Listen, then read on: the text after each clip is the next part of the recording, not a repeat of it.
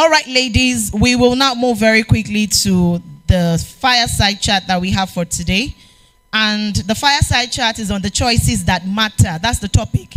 How women build power and create lasting impact. Making the choices that matter, and not just making those choices, but ensuring that they are the right ones. Because again, everything that when we talk about impact, it all boils down to the kind of choices that we make, the risks that we take, the opportunities that we're able to leverage. All of these things will determine if we're able to make impact or not. And so our fireside chat guest today is somebody who has spent a ton of years shaping policies and reforms that have opened doors for businesses and entrepreneurs across Nigeria. I dare say that because of her, it's better to do business in Nigeria. Because of her, entrepreneurs want to do business in Nigeria. Because of her, investors want to come to Nigeria to do business in Nigeria. She's been very instrumental in driving reforms that support economic growth and women's participation in economy. She's making impact deliberately. She's driving over 200 business environment reforms. Under her leadership, ladies, Nigeria has achieved a 39th place rise in the global ease of doing business. I think that deserves a round of applause. Meaning, if you compare to many other countries, when you come to Nigeria, it's easy to do business. And our work continues to open doors for business investors and entrepreneurs across Nigeria. And indeed, we are absolutely thrilled to have her join us at Violet for Her 2026. Please, with a lusty, generous, deserving, and roaring applause, please join me to make welcome on stage. Please join me to make welcome on stage, everyone. The Honourable Minister of Federal Ministry of Industry, Trade and Investment, Dr. Jumoke Oduwole, MFR. Just look at those heels. Just look at how, no, look at the heels. Just wait, you'll soon see it now. Just watch, just look at that now. So beautiful. Can we celebrate her better, everyone? Please be seated, ma'am. We're honored to have you. Wow. Thank you so much for joining us, ma'am. And of course, joining her to have this fireside chat is the Group Managing Director and CEO of Parthian Partners, which is a regulated capital market operator company under which I Invest operates. So I Invest is a product of Parthian Partners. Ladies and gentlemen, please make welcome Oluseye Olushoga. Sustain is a man, so women celebrate him. Let him know we celebrate people. You're welcome, sir. So they'll be having this fireside chat, and I invite every one of you to listen in, glean in from her knowledge. There's so much nuggets she'll be dropping and sharing, and please write down so that you can take home one or two. Thank you. Hello. Hi. Thank you. All right, thank you everyone for making time on this fine Friday afternoon. It's also Lent and it's also Ramadan at the same time, so I know it's a lot. So thank you very much. And to all the men who are like me, who have been dragged or invited to this event, we salute you and thank you for supporting the women that are here today. So, Honourable Minister, thank you for making time out of your busy schedule to be with us today. This year, the theme for us is build, leverage, and multiply. And, the brief I was given is that it's supposed to be an event where you tell people about your story, your journey, not really focused on trade and investment, but more about inspiring those that are coming after you and how people can make impact. So, my questions are the conversation is going to go along a number of areas. The moments that shape a leader will be one. How women build real power.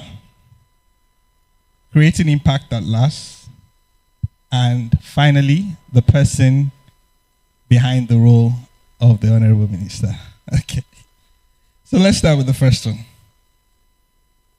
In your career, you've been an academic, you've been an investment banker, and now you're in politics. Just tell us, what was the most defining point in your life? How did you transition being a mother, being a wife, and being a lecturer, and how you navigated each of these roles? And, can a woman actually have it all? Can she have a family, and can she also do career? So, I would like you to just tell us the defining moments in your journey around that. Thank you. Hey, thank you very much. Good evening. Thank you for the invitation, Toby as well, and the entire team.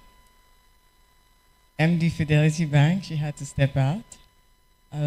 Ladies and gentlemen, it's always good to be back. Like when I heard the energy, like talking about my heels, I'm like, I'm in Lagos. There's just no way. I'm literally just coming from Abuja, where we had an event at the National Assembly Library, similar on financing for women, for AFCFTA. And it's just very good to be in Lagos this Friday afternoon. Lagos is home, and your energy, your ginger, you can't fake it. You can't make it. So thank you for being here. Very quickly, just to share, that was a loaded question.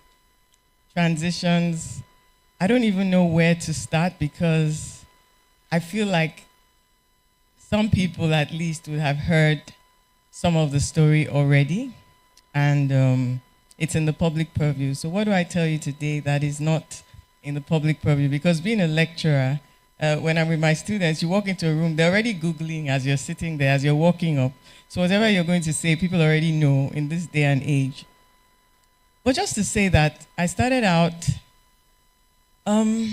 pretty much like everybody else. You graduate, you finish school, and you get your first job. I started in investment banking. It was exciting. I was a lawyer. I am a lawyer. And I pivoted into investment banking, the legal side. Transition, you asked an important question. Can a woman have it all? I transitioned from investment banking because I had like a 10-month-old baby who would wait up for me at like 10 p.m. She's like literally awake. Because those of you who are in banking or financial services, it's late nights. And so I wanted to do something that could have a balance. I had a matrix, and I decided I wanted something stimulating. What was a priority? I've always worked for impact. I'm not allergic to money, but it's not what I live for. It's not what I work for. It's not what motivates me. So I'm much more interested in impact. And so I zeroed down with a friend of mine, went through a whole process, and narrowed down on academia. Now, I come from an academic background, a background of academia. My father is a professor, my mother, first female registrar of Unilag. And so, yeah, I'm a campus kid. So they were like, why on earth do you want to come back? Well, my mother was like, you should go out there, you're doing big things in the world, investment banking, you're flying up and down. Where are you today? I'm here, I'm there. So she just felt I was broadening out, and why do I want to tunnel back into a safe space? But my father said something very important to me, and that's the power of words. He said, follow what you want. To me, you can win the Nobel Prize, like whatever you do. And so I went into academia. Now, pivoting from academia to public service was again, I know where I was when the former vice president was nominated, and I felt that I could make a change. So I put up my hand and pivoted into public service, which is not a very popular space even now, but it was less so even then. Moving to Abuja, commuting for a decade now. So it comes with its sacrifices to your family, but that's another question you asked because your question was loaded. What do you do about your children? At this time, my children were 8 and 13. And so I decided, I made a commitment to myself that I would commute every week, basically. And even then, it was quite expensive. even then, it's quite tiring. But you do what you need to do by building a great support network. And so in public service, it's been a decade now, and this is the third administration I've had the privilege to serve. There's been a lot of transitions there, but I think I'll let you go because he has like 12 questions that I don't even know. They're like, you have to pick and choose. I guess so. And I'll keep the answers. Okay. How do women really build power? Some say it's a man's world. The men decide. Some say a woman must sacrifice a lot more to get to the same place that a man would get to. What's your take on that? I knew you would pick that question. Power. Power is an interesting word, and power actually means different things to different people. And so we can talk about inner strength, what it means to be able to influence, lead a room, lead from the back. Or we can talk about the overt, what power and influence looks like when you take up space and you're visibly demonstrating power. Now, I didn't grow up in an environment that made me even realize that I was female or that female. So my parents had 3 girls and 1 boy. My mom was particularly, I think, tougher. Not I think, I know, tougher on my brother. She just did not even have any time for that whole son and heir thing, like only boy thing. She was very intentional. And because of that, my brother says this, and I think that my sister-in-law is one of the luckiest women on earth. My brother is truly an excellent father, husband, colleague, well-brought-up boy. And I say that because it's very important. I'm also bringing up my son right now, and I have a girl and a boy. Thank you. And the dynamics of power starts from childhood. It starts from how you feel as a woman or as a girl. And I always said this. When my father passed away, I wrote a piece that was published in the newspapers, and I said that my father was a feminist. And my father was a feminist because there was just no difference between my sisters and my brother and I. He just wanted us to be the best of who we could be. So how does power show up when you grow up confident, a confident child, and then you're put in an environment where gender matters, age matters? Apparently, I look younger than I am. And so apparently, I think age is overrated in some ways, but age matters in Abuja.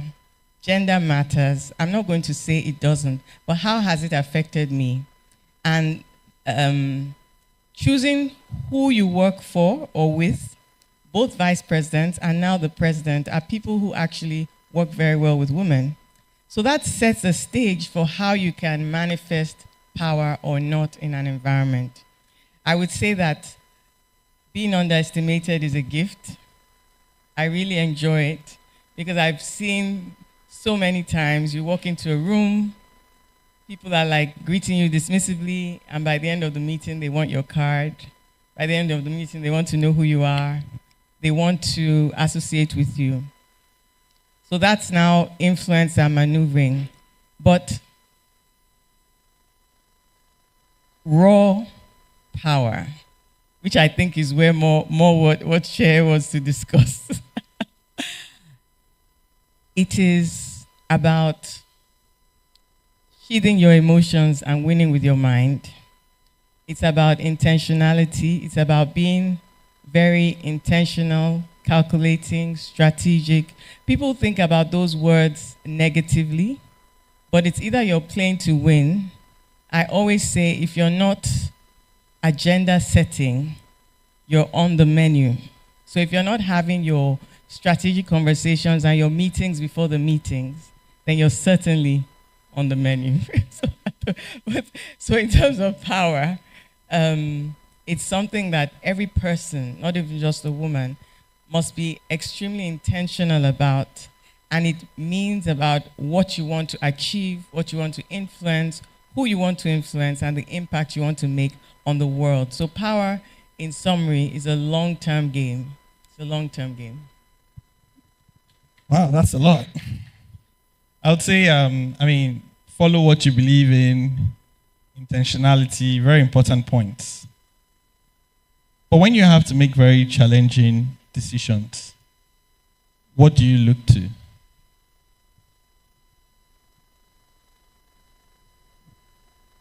That's like every day. So small decisions lead to big ones. We tend to focus on those very big decisions that we feel are going to define who we are, or our next decade, or our next, or our lives.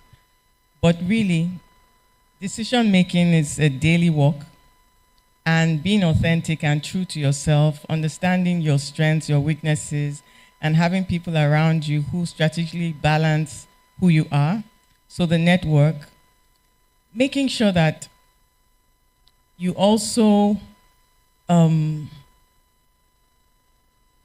think basically the most important thing is being authentic to yourself and knowing where you want to go and how you want to get there. Now, it's not something that comes innately to everybody, and that's the place for watching role models, female, male, Nigerian, non-Nigerian, watching people who have achieved, and also watching people's mistakes. You can learn so much from watching people's mistakes and deciding, oh, I can see myself making that same mistake. I have to avoid that. I have to consciously avoid that. And I think my biggest theme right now is sheathing your emotions. And I think I would share that because I've learned it over time. And it's not because people always say I'm very passionate, so I tend to lead with feelings. I'm very in touch with, I feel things deeply. But you cannot be strategic by letting your emotions will mislead you. So you have to be calm. Someone, and I just cannot remember who, said to me, you remind me of a swan. You just look like you're always smiling, always, and yet there's a lot of flapping under the water.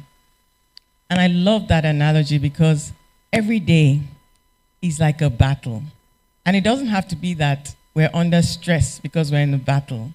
My theme throughout last year was, God is in the fire with me. Because ladies, I will not lie to you, I was in the fire last year. But God was in the fire with me, and that was the book of Daniel. So for me, that's what it takes, intentionality. Okay. Thank you very much. So the next question is around creating impact that lasts. What sort of systems or strategies or things have you applied in your journey to allow you to make impact? And how do you ensure that that impact is sustained even long after you've moved on? Impact is really about people. And I'm going to keep it shorter because I know you have a lot of questions. For me, impact is about people. So it's about investing in people.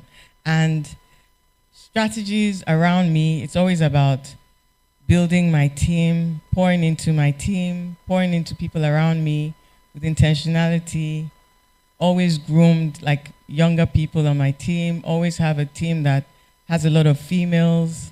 It's just females who are highly competent, and and some of them are in the room actually. There are at least 3 or 4 of them in the room. I put them on the spot. Wando, Teju, Efe, who else is here? They're around. Highly competent. If you Google them, leaders in their own right. So when you move, basically when you hunt in a pack, you achieve. So sustainability and impact is about surrounding, and they've also, of course, been very instrumental men, also supporting me and hunting with me. But sustainability is about pouring into people.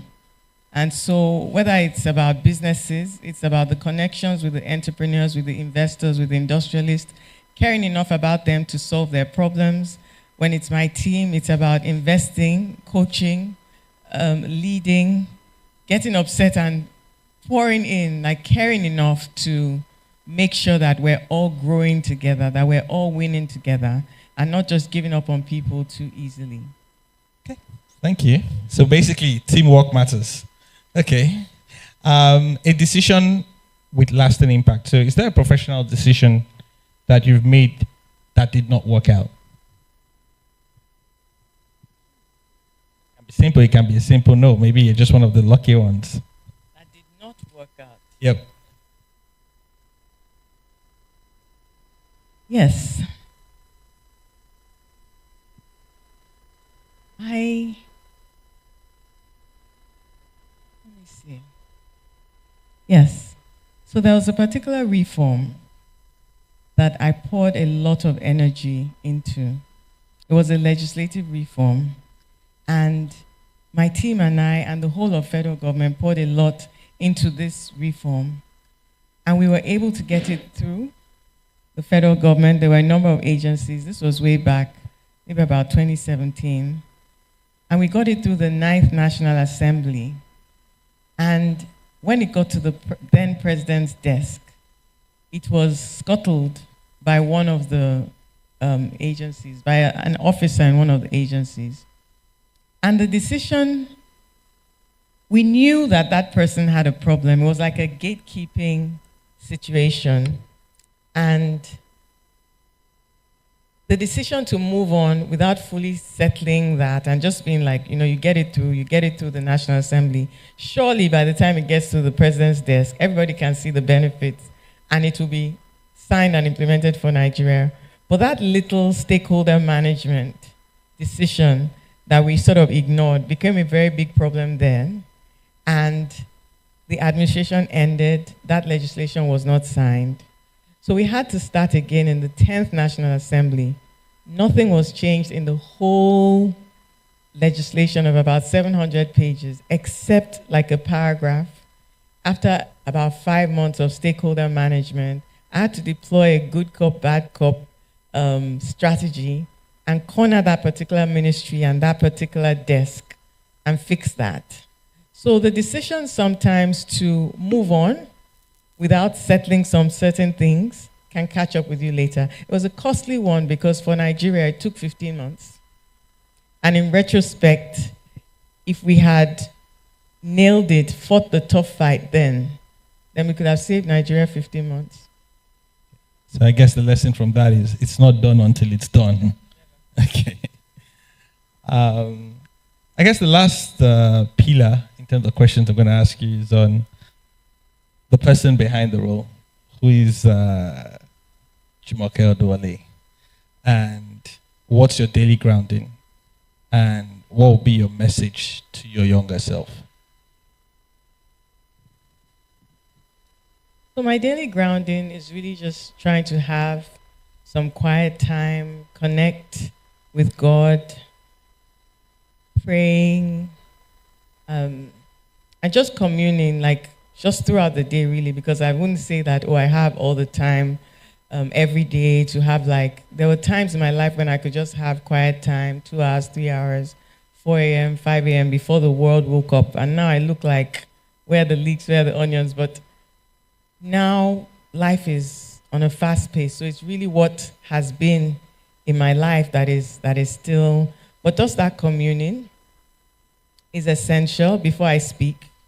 So it's like conversations with the Holy Spirit, me, myself, and the Holy Spirit in every little thing. Because if not, I'll just literally go nuts before I speak, when things are happening, when things are imploding, before I have time to call my bestie and say, can you believe what just happened here? Or to send a WhatsApp, I literally have to talk through. So that, I think, being a Christian keeps me calm because I have hope and I have faith. So it keeps me grounded. Conversation to my younger self is funny because I've been having very interesting conversations with my son. He's 19 and he's away in school. And he's having conversations with himself that I was having at a much older age, like my late 20s, early 30s. He's like, I want to know, is this the right step? Is this? And I'm like, you're only 18, you're only 19, but those answers don't seem to work for him because he's seen other young people doing big things, because now we have social media, we have the internet. So what I would tell my younger self, which is what I'm telling my son, is really trust the process. There's a place for you in the world, and there's a part that you have to play in getting to that goal. If you feel in your spirit that you're destined for greatness, trust the process and take the one step at a time to get you there. And that means patiently, strategically, looking at things. I hate regrets. I train myself to hate regrets, because if you know you don't want to regret something, it gives you a certain restraint to not do it. Because we can always tell ourselves, oh yeah, this just happened to me, I just did it. No, if you're conscious that you don't want to have regrets, then don't do it. And so if you're trusting the process and you have a destination you want to get to, what I'm telling my son, and what I told my daughter when she was just a couple of years ago, also wondering whether she would have a place in the world, where her place in the world was, is that for sure you have a place in the world. Now finding that place and settling into that place and understanding that everybody has their path. Don't look left or right. You're actually competing with yourself, like golf. And so confidently and strategically, with intentionality, just continue to do those things. For a 19-year-old, focus on your studies. You're primarily in university to get an education. This is what you're passionate about now. You don't know whether you're going to be good at it. Do I take this course? Do I not? It all boils down to decision making.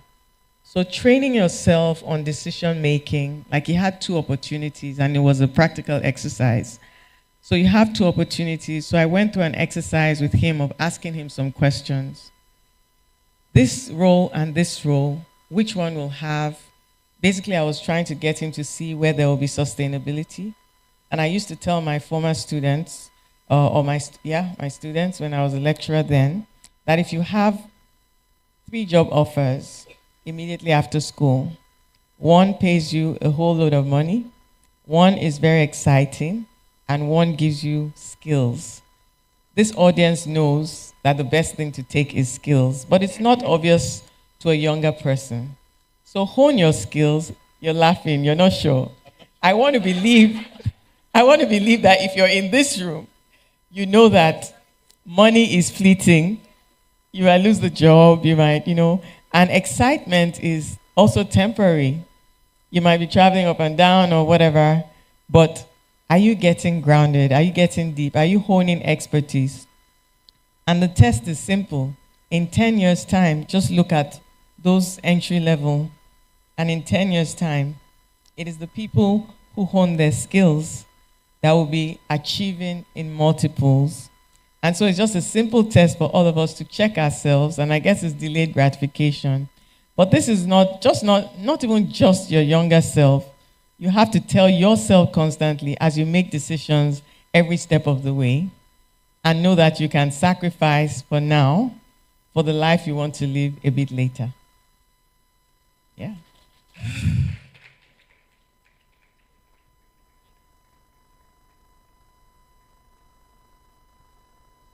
Okay. I guess they said I should just let you guys know there's a QR code if you have questions for the Honourable Minister. I think they'll probably take about 3 questions or so. So you let us know, and so that's what this is about. HM, I think that that was a lot to take in. I mean, you just said we should follow skills over money. I mean, it's a very convenient statement to make in a room filled with women. I mean, how many women would wait for a guy who is honing skills and has no money? I mean, So let me be clear. Okay. Let me be clear. So I also believe in the power of the and. Okay. And I also don't believe in being a victim. So you can get a job that gives you skills and gives you excitement and gives you money. I don't believe in choosing. I don't believe in family or career, skills or money. You just follow what you want and go for it. We are the men in this room now. They're at the back. Okay, delayed gratification is a nice thing to say. The question is, when you're in those moments, if you have, when I'm a guy in my own career, on my own path, I've always had older people who have been through that journey, right? And you step on their shoulders to get ahead. The people you go to, you complain about all the problems, and they're able to tell you that, look, I was there, look at me now, this is the way to go. For your career, have you had similar people? Do you think that having that network is necessary? Do you think that community, growing up, the world is a lot different today. Growing up, we were raised in a community, like your cousins, your family. Now we're more Western. Do you think for success, community is important? These are really personal things, and the community has more. I don't know what you think about it, but do you think that the community has more of an impact on your children, your career, than just you? I think certainly a lot has changed, but a lot remains the same.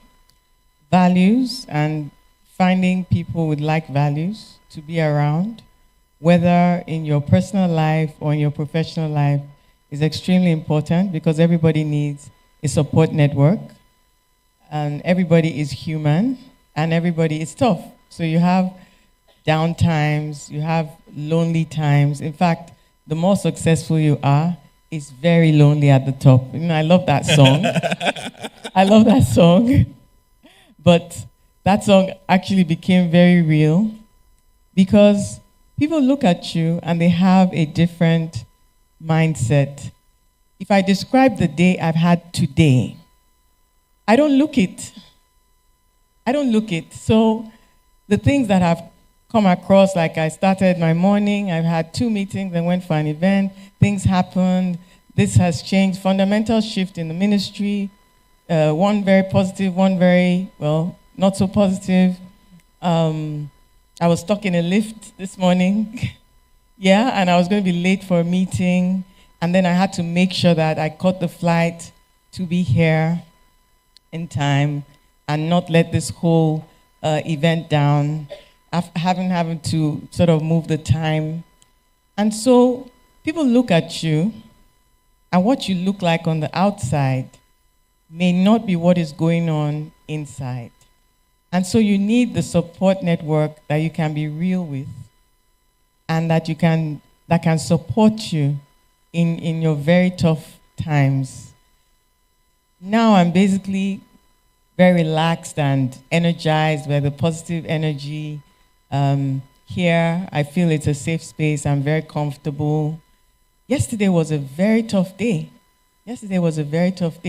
Today was a very demanding day. I was thinking to myself at a time yesterday that I don't have a day till the end of March. I'm speaking tomorrow. I'm at an event on Sunday. Monday, I'm at an event Tuesday. And then people just look at you and think your life is glamorous and don't understand if you don't see a WhatsApp message or you don't call back or you can't make an event. And so you have to know who you are and what game you're playing and play to win. Play to win. Don't even be apologetic about playing to win. It's very important. Write it down. I told my son, write it down so that you can go back to it and play to win. Because if you don't, you're going to be tossed about by everything and anything. Criticisms come. Criticisms can be painful. Emotions come. Things happen. Setbacks come. But it's very important to be clear about where you're going and what you're doing. And another thing I learned last year is to let people help you. So especially for strong women, sometimes it's difficult to let people help you. And so you have to trust. You can wonder, why on earth is this person helping me? But God just brings destiny helpers sometimes. Let people help you. I don't know how that marries on with being a feminist, though, but feminist, independent woman, no, they pay. It's okay. Let people help you. All right. Any questions from the audience, please?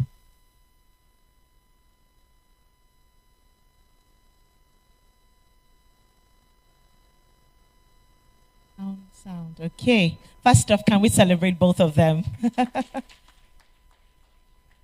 All right.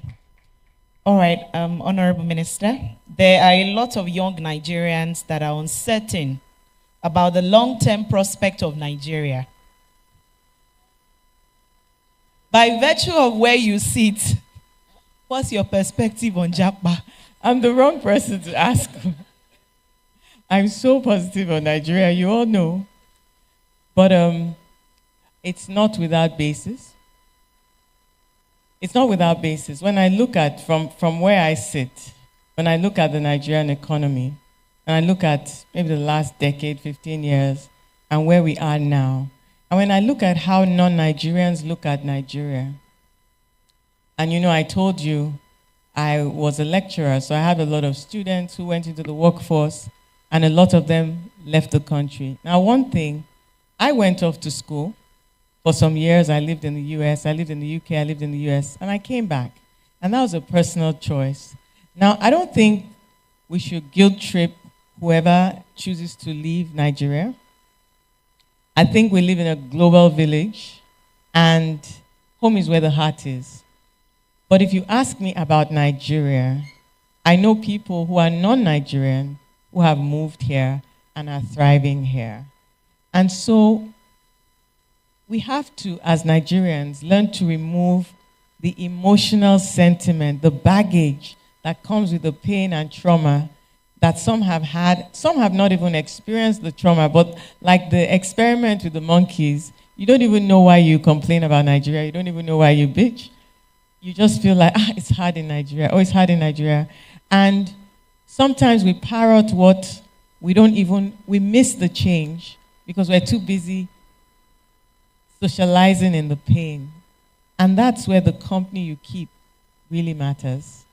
Because when you keep company that sees opportunities, when you keep company that are making money, like Parthian, when you keep company with people who are spotting opportunities and taking the risks and the brave steps, I don't want Nigerians to miss, especially with AFCFTA, with trading. I know you said I shouldn't talk work, but we just came from talking about financing, access to finance, scaling across the continent, the opportunities. When I think about what Nigeria can do for the rest of Africa, and is already doing, not all exports up by like 14%, don't let me get into work, but I really want you to take a step back. Get empirical and objective. Look at the Nigerian economy. Look at the growing sectors and look at where the opportunities are. And don't listen to people who aren't even checking and aren't even reading and aren't even following where the money is. And are just parroting because there's a group, they're just going to stay there. But others can actually come into this economy and make a lot of money quietly or not so quietly. So the company you keep, the focus you have, the intentionality will determine whether we're going to have 30 billionaires by 2030 or 300 billionaires women by 2030. I think that deserves a better applause. Thank you so much, ma'am. Thank you. Now, this question says, it is said that the man you marry can make or mar your goals and dreams. Ma. How do you know the man for you? In order to be a successful woman tomorrow. That sounds like an ambush. No. It's an important question. I usually tell a story about my husband, and those who know me or know my husband know great choice. amazing. I definitely like the coaching, the support. I wouldn't be here today if I hadn't married my husband. I may be somewhere else, but I want to tell you about a story about the man I almost married. I don't think I should do that. But let me say that I've never done that before. All in favor, say aye. The eyes have it, ma'am. Let me. Shaya is like trying to like save whoever. Okay. Let me say I had options, and so let me randomize it. If I had married somebody else, I definitely would have been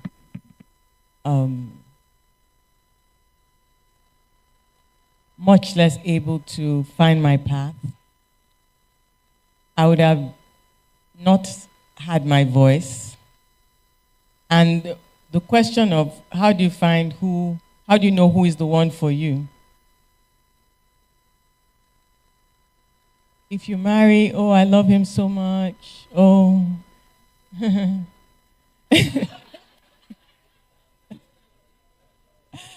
I think, ladies, make a list. Where are you going and what do you want and who's going to get you there? Let's really, because you can love him so much and he's going to get you there. He's going to be with you. But there's some people you can love so much and you're going really, really nowhere. Both of you are going nowhere. So if you love him so much and he's not loving himself so much or loving you so much or not very positive of an influence, then love someone else who is a positive influence and can get you. Encourage yourself to love someone who can get you there. Thank you so much. I hope you have questions from guys on that. Wait now. Just sound like it's a women event, so expect those sort of questions. All right, someone says that she's at a crossroad of choosing between a promotion and a new job. Right? She says her present job is less exciting, but the new job comes with a lot of challenges. She said, what's your advice? So that needs a lot of context. Because if you're in a current job, you should assess the company, the environment. There's a lot of factors, who you work with. Are you being offered a promotion because they don't want to lose you? You have to look at it. What are your prospects there? Does it align with your ultimate where you want to go and where you want to see yourself? The new job, I don't believe in being afraid of challenges. Definitely, I wouldn't be in my current job if I did. And I think that when we choose to take a risk, if it's a calculated risk with intentionality and we're willing to put in the work to achieve the desired results, then it pays off. It comes with sacrifices. So if it's a question of certainty versus uncertainty, if the new opportunity goes and you stay on the same job, even if you get a promotion, a bit more money, it's a safe space. In 3 years, 5 years, 10 years, know that that decision is taking you in a particular trajectory, and some of those other opportunities may not come again. So times and seasons.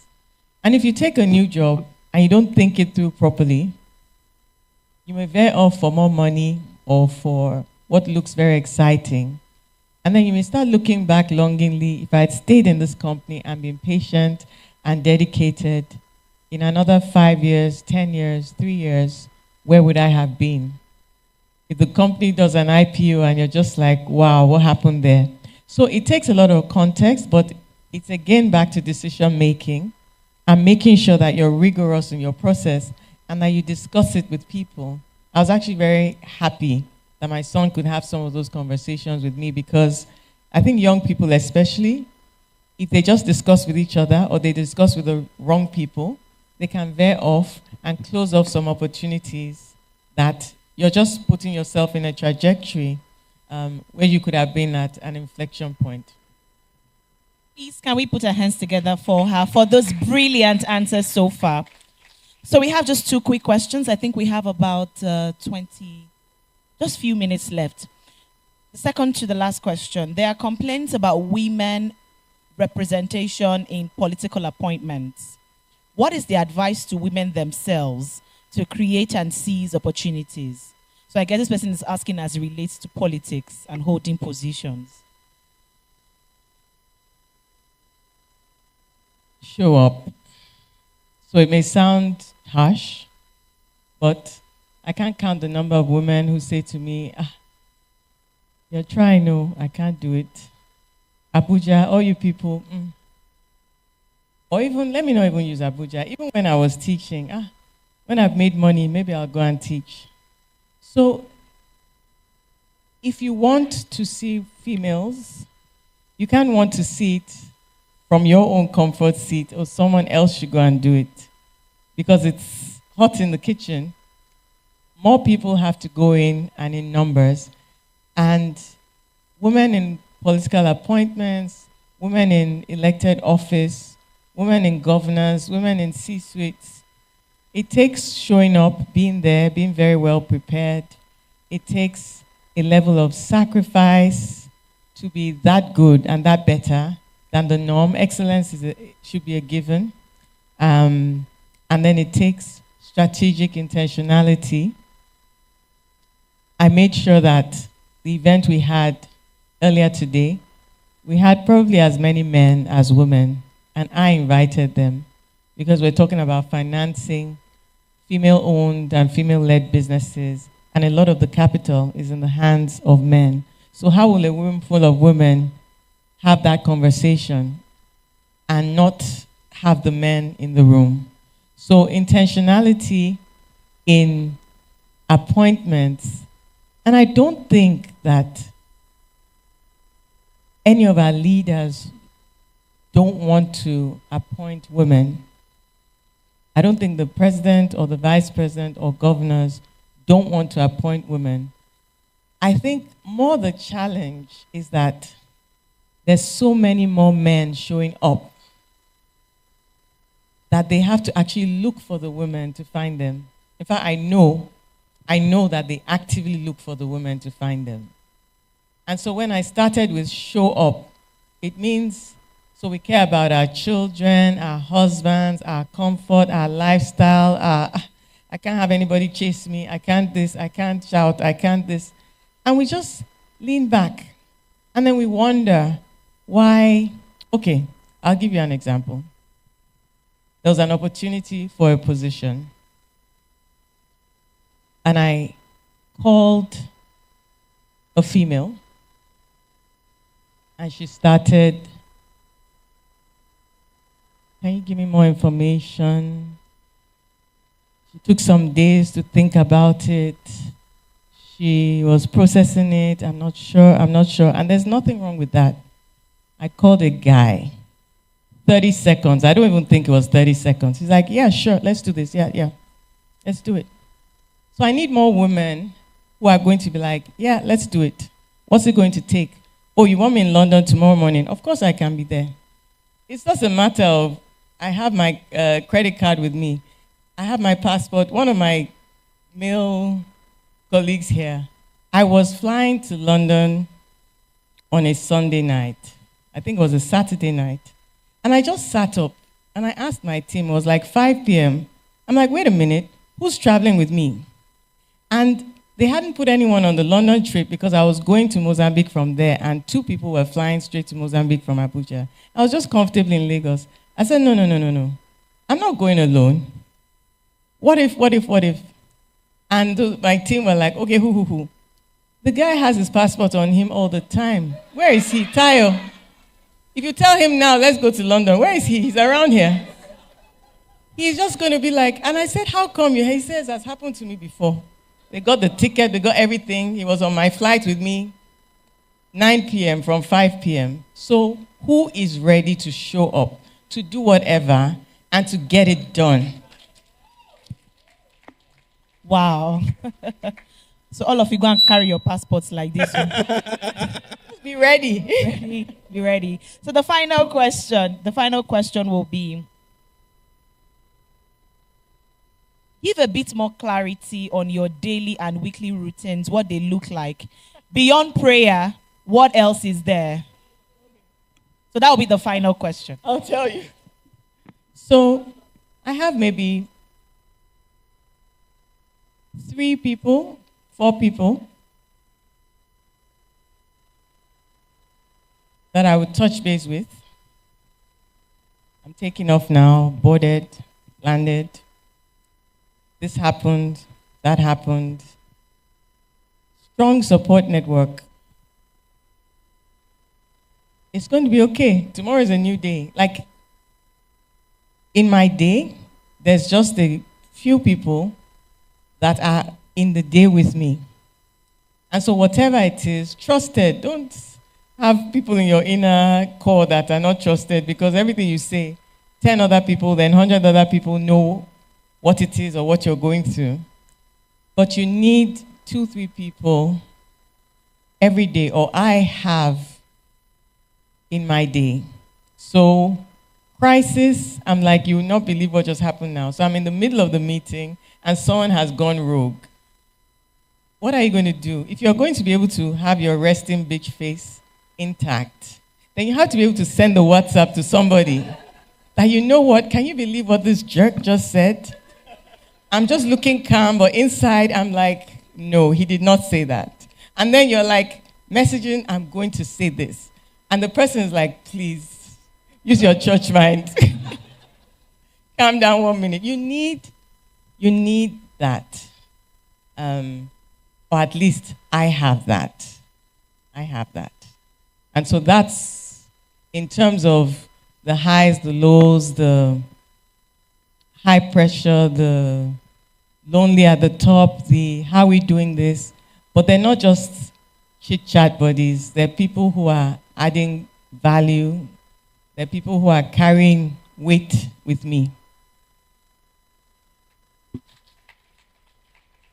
Thank you very much. And I am thanking you, the audience, as well, for your time and listening and the questions. Great questions, even though they didn't represent the men very well, but it's okay. It's our day. It's your day. Okay. I hope we have International Men's Day sometime. Thank you, Honourable Minister, for your time. Thank you. Thank you. Thank you all.